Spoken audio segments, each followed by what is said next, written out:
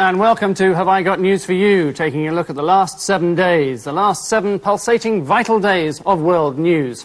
As Iraq runs short of medical supplies, patients waiting for pacemakers are forced to improvise. But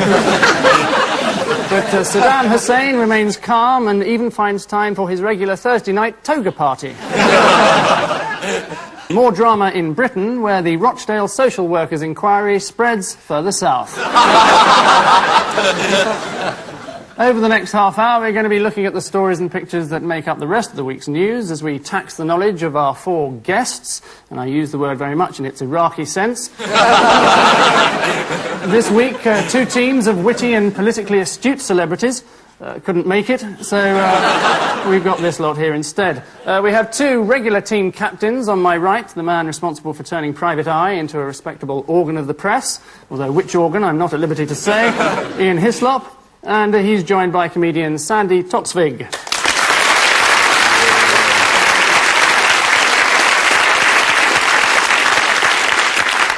And to my left, the other team captain, the man they call Mr. Comedy.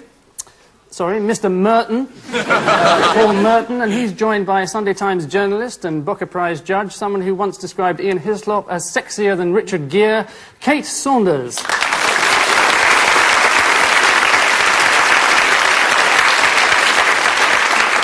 But let's launch headlong into round 1. We're going to show you some bits of footage featuring people who've made the news this week. Ian and Sandy, you're first. Who are these 3 gentlemen, and what did they succeed in failing to do this week? They're obviously arriving for the 40th anniversary celebration of Noddy's birthday. They've got one of Enid Blyton's sexy novels that they failed to... No, that's not true at all. No, they're nothing that frivolous. These are 3 members of the Labour Party. Yes. You can tell that by them wearing ill-fitting suits. They've gone out to Baghdad to see President Hussein. Yes. Thus getting the name the Desert Rats. And they failed to stay there. They failed even to see him. Yes, they failed on virtually every count, yes. You can see him on television. I don't know why they went all the way there. Yeah, astonishingly right. 2 full points. But before they left, I mean, we had a slight feeling that they weren't going to get anywhere, because Ron Campbell, one of them, was quoted as saying of Saddam Hussein, he's a Christian, we're all Christians, if he's a good man and a Christian, he will see us. And of course he isn't, which is probably why he didn't. Sorry, Ron Finger on the Pulse Campbell, they call him. Paul and Kate, here's your first clip. Who's this, and why is he the black sheep of the family? Oh. God, no idea. This is one of the Osmond brothers. Admitted in public that he's tone deaf. And wanting to know why he wasn't in the Osmonds. Excellent. Yes, completely wrong. Do you want to have a go? I think it's old, what's his name, Nikolai thing. It's Ceausescu's son. That's the one. Yeah, it's not Nikolai, but Nikul. Oh. Nikul. Yeah, Nikolai to his friends sometimes, but Nikul if you know him terribly well. And why was he in the news? Well, he's a bit of a rotter, really, isn't he? Well, I don't know if he is. I'm not sure I can compete with that sort of on-the-spot knowledge. Well, he's a bit of a rotter. He got 20 years for murder, but he was acquitted of genocide. So compared with his mum and dad, he's really quite a nice guy. Yeah. Hence the sunglasses, presumably. Yes, you've worked that one out, Ian. Ian and his father was known Sandy. as Dracula, which may help. I don't think it helps you. You certainly don't get any points for it. Ian and Sandy, no points for guessing who this is, but what is she up to? No points for guessing who it is. No, it's Oprah Winfrey.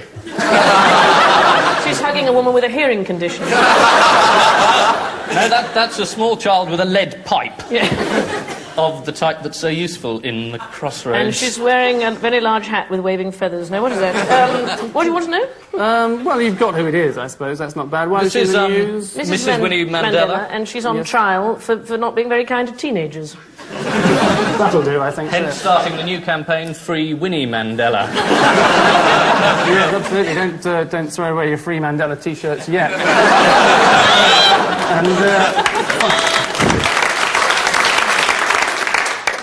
Finally, in this round, Paul and Kate, who's this vision of loveliness? New Archbishop of Canterbury hits back at his critics. It was George Foreman. It is. No, it's not actually. It's Patrick Stewart from Star Trek: The Second Generation. He's been in the sun. To boldly go. No, this is the Mandela boxing team, isn't it? Well, George Foreman was closer, really, insofar as it was right. Yeah. Perhaps you'd like to tell us why he was in the news? He fought somebody over the course of one round and knocked them out, and his next opponent's going to be Thor Hurd, apparently.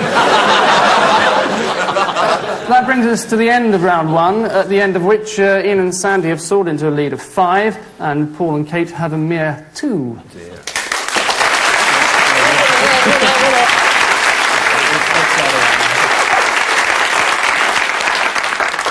Well, time now, by way of an aside, for our caption competition. Paul and Kate, I'd like you to look at this. And Ian and Sandy have a look at this. And if by the end of the programme you can come up with a witty, scabrous and irreverent caption, we'll all be amazed.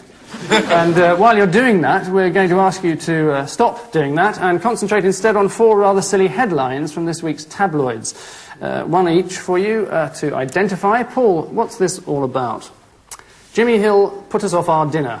Now that the BBC doesn't cover Football League matches, Jimmy Hill has to supplement his income by doing a cabaret sex act with a pony. I can't really go into exactly what he do. They're billed as Jimmy Hill and Toby the Very Thirsty Pony. So. Well, it's not what I've got down here.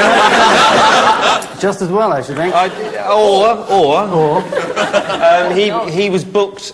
Somebody was booked to be an after-dinner speaker, and they didn't turn up. And Jimmy Hill came in as a late replacement, and he didn't. I go prefer down the very well. first version. The first version was funnier. I think I'd run it. But the second was more correct. Kate, a marital headline for you. With this pistol, I thee nick. Could I offer you my body in exchange for a plume? Is it worth Could that do, much? yes. I'm not sure I'm at liberty to actually accept at the moment, but you're stumped, aren't you? Yes, Let's I'm face absolutely it. Okay, stumped. I well, write for a big newspaper. I realise that. It's huge. It's got little writing in it. Exchange and Mart. This is the American detectives who went undercover. The woman police officer went undercover for about 6 months, was getting married to this guy, and all these guests were there. And suddenly half the guests revealed that they were undercover policemen, and the other half, who were drug dealers, revealed they were also undercover policemen. And there was nobody left to arrest, so they booked they arrested the organist on grounds of ugliness. Must be the only wedding in history where the bride gave away the father. Sandy, your rather curious headline is this. Yes? No on-board chainsaws, please.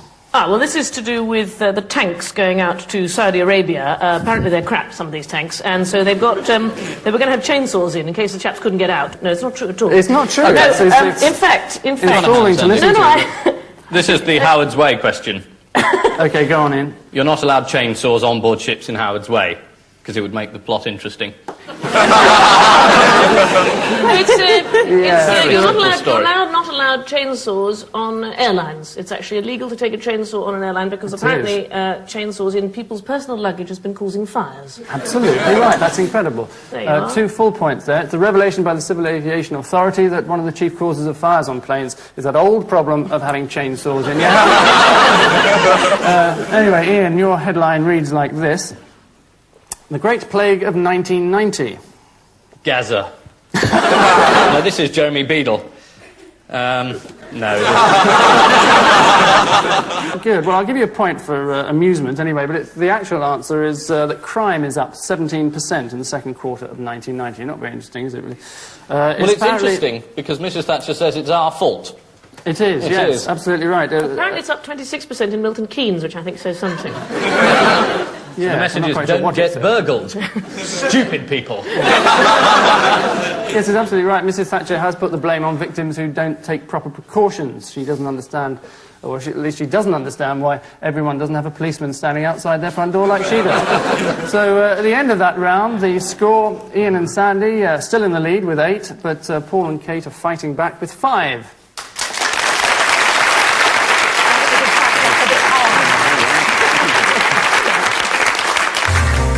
Which we're going to be calling round 3. Money well spent having 16 researchers on this show. This time we're going to be a little bit more cryptic. Each team gets a montage of visual clues which relate to a major story of the week. But which one? Ian and Sandy. Love a man, oh, where can you That's Sir Anthony Mayer. He's checking what time he's got to meet his girlfriend, and that's her. And they go Dutch, or every time they go out anywhere. Good. And he used to be the chief whip. Well, you're not a million miles away from the truth, I must say. This is Sir Anthony Mayer, who's actually a terrific man. Would have made a wonderful Prime Minister. Would have made a great Prime Minister, but happened to be having a bit of trouble on the side, being beaten up by aggressive women.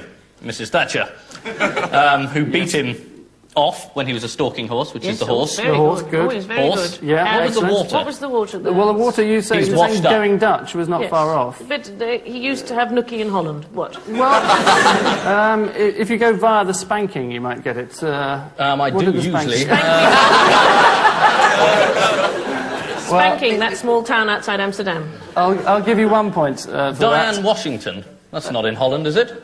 No, that was her and name? it wasn't Diane Washington anyway. It was Simone Washington. So apologies to Diane Washington. If she's Another apology. please don't send us any writs. Send them to Ian.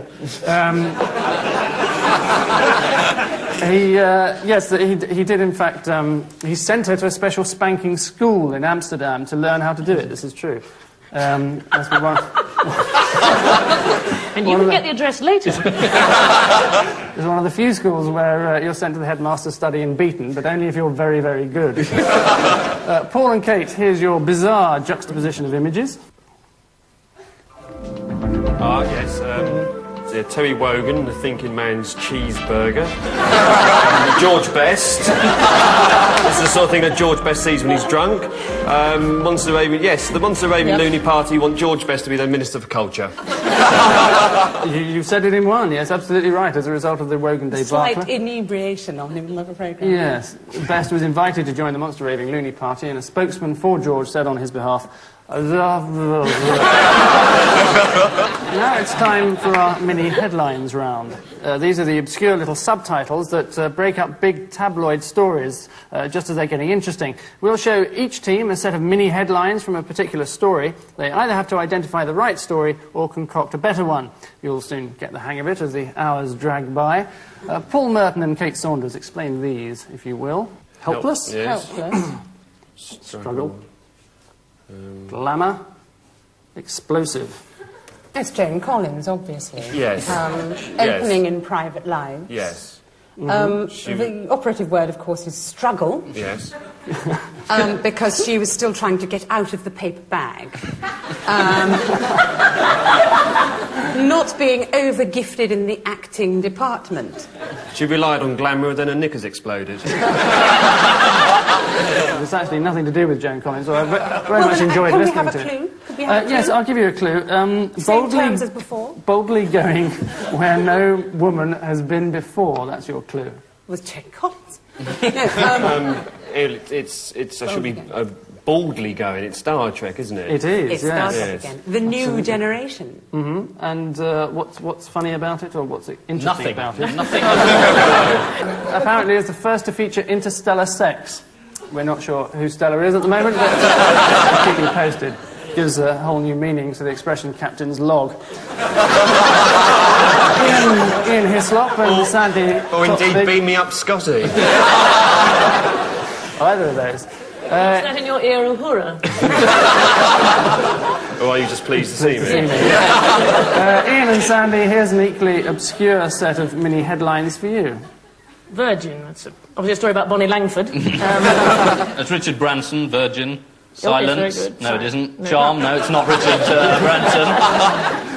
Trust. Trust. No, it certainly isn't him. No, it's not him at all. Do you want a clue?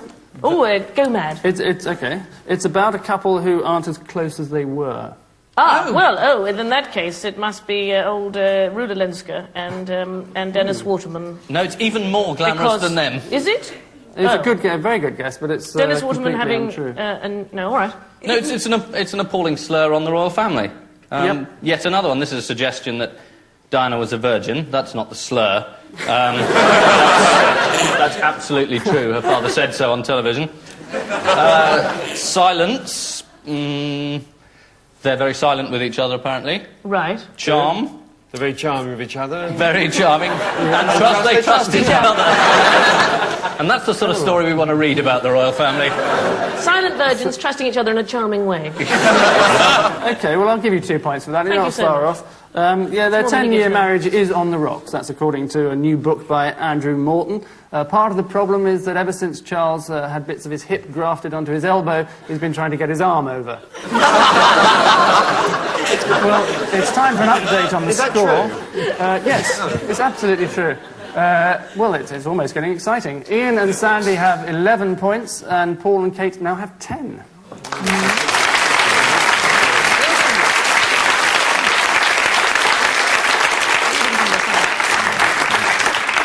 Now it's time for our archive round. We show each team a piece of film, but stop it at the vital moment. They have to tell us what happened next, and anyone who says question of sport gets sent out of the room. In the interests of political balance, we're going to be ridiculing the SDP Liberal Alliance twice. Ian, sorry. And Sandy, what happened next? This is the list. That is the number. And all these sheets of paper have names. 8 foot of lists. 8 foot of lists of people waiting for treatment by the free, supposedly available health service. Well, all the people in the audience died because they were on that list, I think. And he was quite dreary about the whole thing. And he was then shot by environmentalists for wasting so much paper. Untrue, but funny. You can have a point for being funny. As I remember it, which is very badly, I think he held up the list and there weren't any names on it. Well, you're not far off. Because it was a list of members of the SDP at the time. Yeah. Well, let's see if you're right. 8 foot of lists of people waiting for treatment by the free, supposedly available health service. But that wasn't strictly true. It was really a list of Alliance supporters. What looks like names. Yes. Those are phony, are they?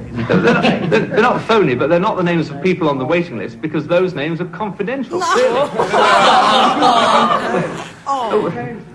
They are names that are irrelevant to this debate. I love it. These people are suffering and their names are irrelevant. That's Isn't it? That's absolutely right, so 2 points to you.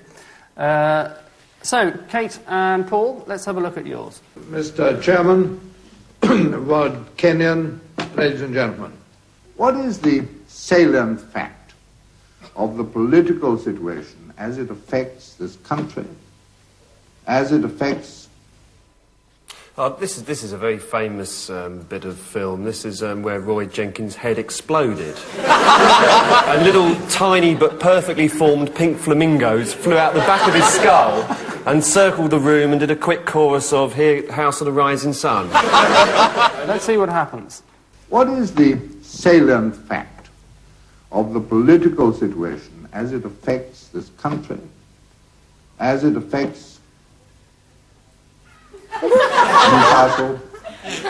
And it seems to me that here the question of great importance is which is more likely. And there's more. Equally, Mr. Kinnock, I think he made a brave speech at Brighton. Bournemouth, was it? Yes, Roy Jenkins there making George Best sound coherent. It's now time for the no expense spared part of the show, or no expense spent, more like, in which we present you with a selection of hand-picked designer objects that between them encapsulate a major news story of the week. Ian and Sandy, if you'd like to just have a look at these. We've got some oranges, some handcuffs, and a parrot. fun for the whole family. Do with these what you will. Well, we'll be back then. Just like to go behind the screen. This is Ken Dodd in Panto. No. These are rather fine. These are from another story. These are Mrs. the Thatcher old- makes the cabinet wear them during meetings. And these are Now this is big. Yes. big oranges. I think this is a What story story is which it? we'd better be rather careful about. This is Polly Peck, the company, whose shares have had a bit of a nosedive and they've stopped trading temporarily. And the Serious Fraud Office have gone in to see Mr. Azil Nadir. Good. Nadir, it's a great name for a man whose career is at the bottom. And he, of course, is the man who runs... Del Monte. Del Monte. And he's the man from Del Monte who said said yes. no comment. Excellent, well done. 2 points to you. Paul and Kate, a tasteful selection for you. This is a sombrero, a severed arm, and some money. So, what story does this relate to? Right, well, I mean, it looks as if it could be a reference to the last of the Guinness defendants, Sir Jack Lyons, because it's got a reference to, of course, backhanders. Backhanders, good. And money. And things where Mexico comes in, I'm not... Is it Mexicans are selling their limbs for cash? If they sell something we don't. If they sell 2 arms, they get double the money, they just have difficulty counting it. Well, you can have a point for entertaining us. I'll tell you what it is. It's the astonishing story of Francisco Marino, a drunken Mexican dishwasher who fell off a New York underground platform, lost his arm, and received $9 million compensation. So all the man from Del Monte had to do is to fall off a New York subway platform 18 times, and he would have recouped his losses. What was he accustomed to do with the hand that was worth $9 million? I don't think we want to get into that, Kate, really. But a man's private life here. No one knows, apparently. At the end of that round, the score, Ian and Sandy have 16. They've pulled ahead, and Paul and Kate, sadly, have only 11.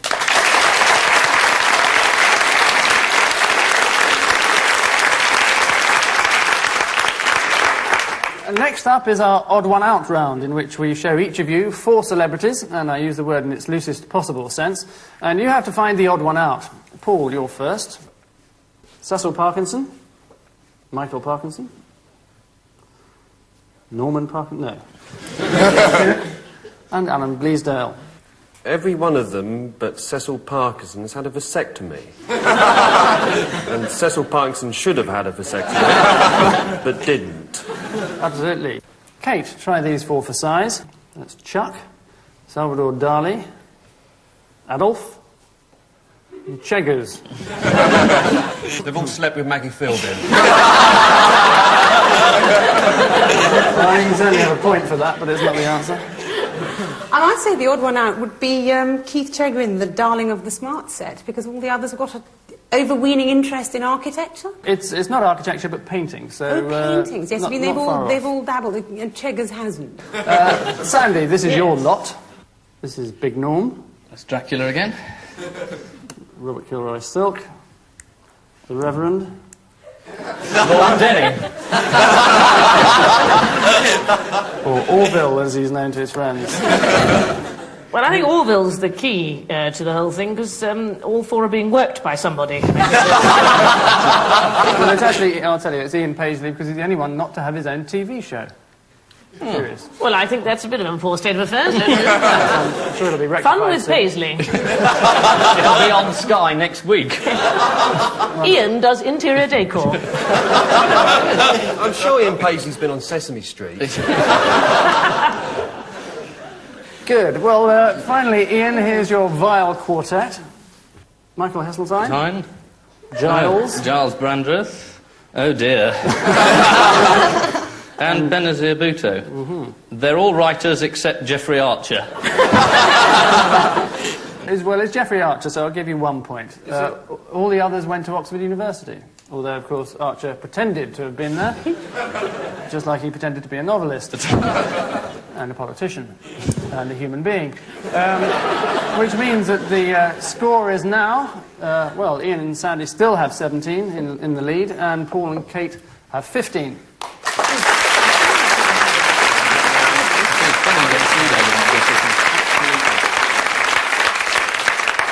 And so now to our cataclysmic finale, which is our missing words round. It's a quick-fire round in which each team is shown the headlines of the week, but with a word or 2 missing. The teams have to identify the missing words or provide a better alternative. Right, well, Paul and Kate, you're currently last, or second, as we like to say on this show.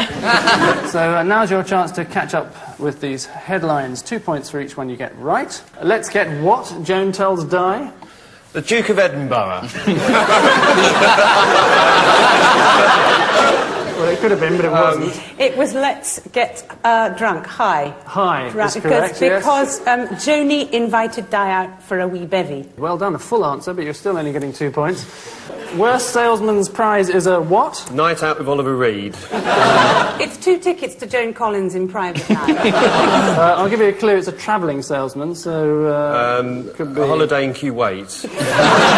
No, you're not going to get this. Skoda is the right answer. And finally, £3,000 for a photo of Gazza's what? Brain. Now that's £3 million, because there's the finder's fee. It's his mum. It is his mum. Yes. Well done. That's Right. absolutely right. Well done, Paul. So let's see what Ian and Sandy can do. Lawson admits to 3 what? Testicles. Well, you had your go, thank you, Paul. Mistakes. Good. 3 mistakes. Mistakes. It is. Gosh, he never was very good at figures, was he? Hubby Very kicks credible. wife out of bed to kip with what? Cliff Richard. No, something likely. Salmon Rushdie. Leaks is the actual answer.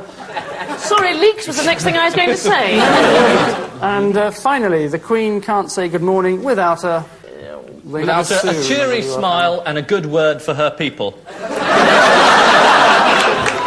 Well, bravo. The one right hood. You can have a point Script. for patriotism, but nothing for accuracy. It was, in fact, script. Yes, did you say script, Oh, this Sandy? was Tony Benn. I think God, you he did. can So talk, can't he? we'll give you an extra point there. So at the end of this exhausting final round, the score is, astonishingly, Ian and Sandy with 25, Paul and Kate with just 21.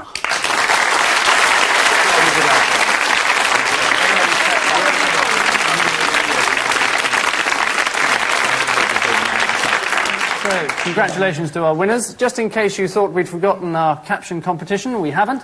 There's a fabulous prize on offer. So, Paul, let's see what you two have come up with. Torval and Dean announce new Christmas show. Let's see what Ian and Sandy have come up with. Well, I thought first it was something to do with BBC orchestra cuts, but I now think the caption probably is Mother Teresa lookalike winner sips traditional yard of ale. No, I thought it was the Liberal Democrat Party conference again, and he's saying, go back to your constituencies and prepare for power. Well, I think on the old laughometer, Sandy probably gets it. So, Sandy, you win this delightful severed arm. How terribly kind. As a memento of the evening, although why you should want to actually remember this evening, I have no idea. In a moment, BBC Two follows its successful life of Vita Sackville-West with another drama of steamy female love starring Esther Ranson and Janet Street Porter. Good night.